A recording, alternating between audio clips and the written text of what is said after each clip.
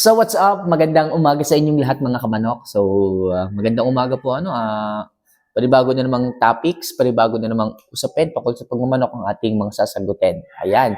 So lagi kong sabi sa inyo mga kamanok, maglagay lang po kayo ng comments diyan sa comment section. Ako po ang bahalang sumagot. Ako po ang bahalang humanap ng kasagutan sa bawat katanungan na inyong ilalagay diyan. Basta huwag niyo sana kalimutan na mag-subscribe, mag-like at mag-comment sa ating mga ginagawang video. So maraming salamat po sa mga nagre-remarks, sa lahat ng mga nagko-comments, sa lahat ng mga nagtatanong. So ngayon po mga kamanok, marami na naman pong katanungan ng ating sasagutin at sana po mabigyan ko po kayo ng linaw sa inyong mga katanungan na itinatanong dito. So kung napindutin na po yung mga buttons na yan, maraming salamat at simulan na po natin ang topic o yung mga katanungan na sasagutin ngayong araw na to.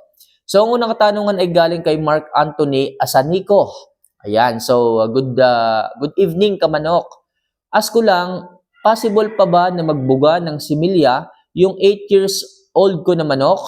At kung malabo, ano pong supplements na po pwedeng makatulong para sa ganon, magkasimilya pa siya, may sentimental valued kasi siya sa akin. 8 years old, bukod sa maayos yung manok, sila yung naiwan na nasira kong ama o papa. Salamat idol sa magiging advice mo. Okay?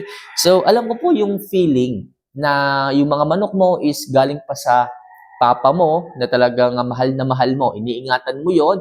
So, yun lang yung nakikita mo na sentimental value para doon sa manok. Parang naalala mo rin yung papa mo doon kahit wala na siya. So, 8 years old na tandang, medyo magulang na yan and gusto mo pa siyang paramihin, i-breed.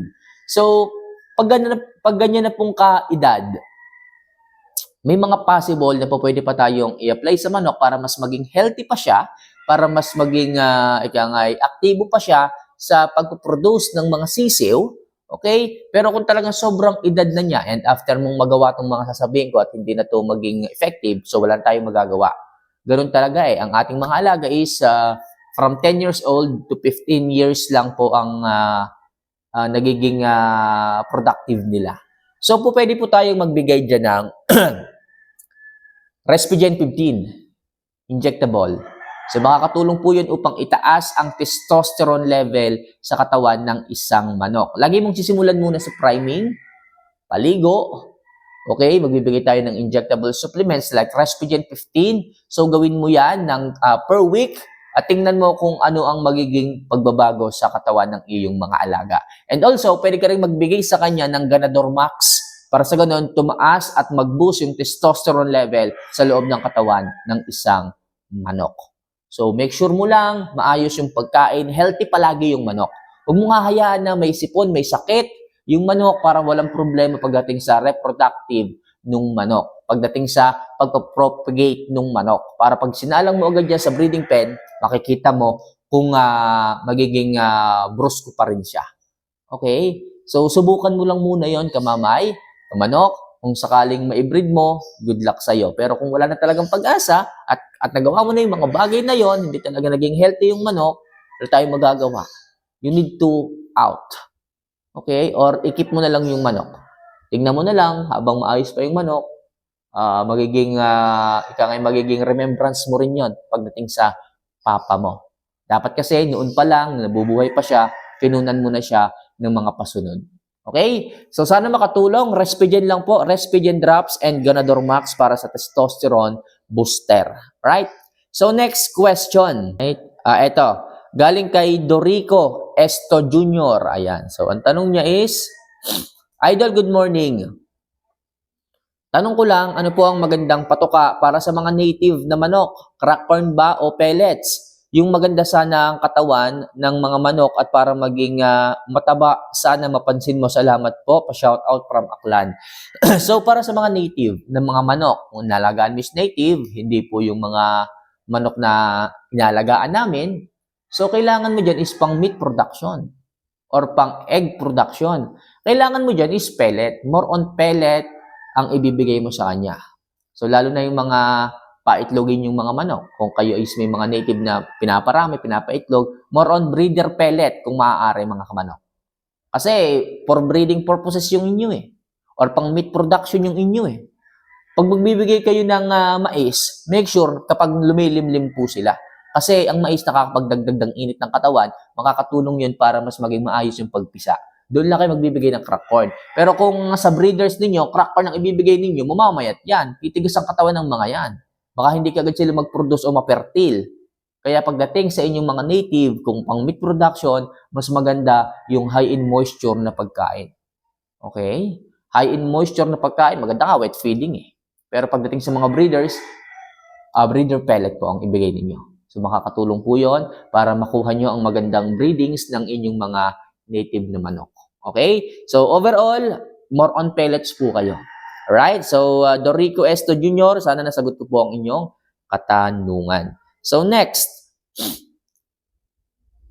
ito, galing kay Camela Cabilio. Ayan, watching here from Surigao po. Ayan, mega shoutout po sa lahat ng mga subscriber natin diyang taga Surigao. May mga kako-vloggers tayo dyan, especially Melfi Borga from Surigao. Mega shoutout po sa inyo. Sa iyo, brother, mega shoutout po. Ano? So, watching here from Surigao, yung manok namin kamanok, walang ganang kumain. Mga 5 tuka lang, ayaw na niya. Di naman siya sakitin, mga 2 weeks na yon. Nag-priming kami, kaso wala pa din. Okay? Kung walang gana mga kamanok, baka po hindi priming ang kailangan. Baka po antibiotic ang kailangan.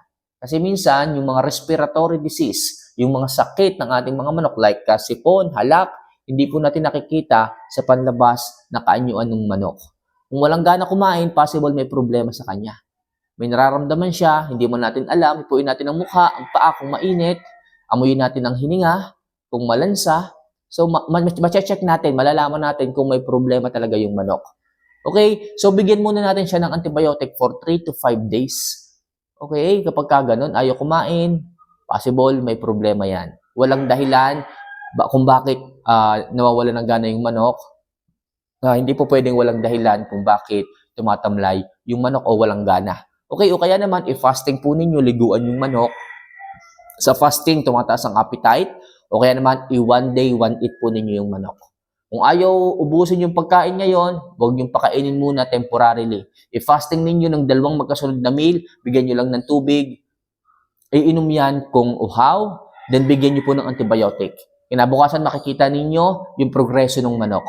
Kapag naka-fasted siya, fasting siya, makikita ninyo sa tulong ng antibiotic, maaalis po nung antibiotic yung lahat ng nararamdaman ng manok. Kung meron mang respiratory, hindi kayo sigurado, okay na rin po at least na-check natin na wala siyang sakit.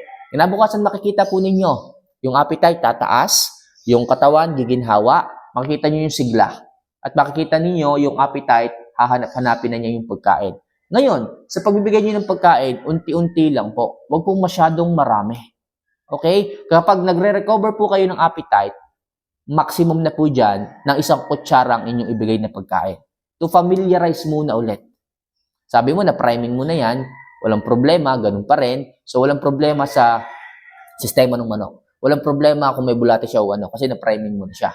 Baka nga mas na-stress pa nung pinriming mo eh. Kasi nakaka-stress po ang priming. So ngayon, mag-adjust ka lang muna sa pagkain. Yung painom, huwag mong aalisin. Kasi minsan, yung mga manok ayaw kumain kasi uhaw sila.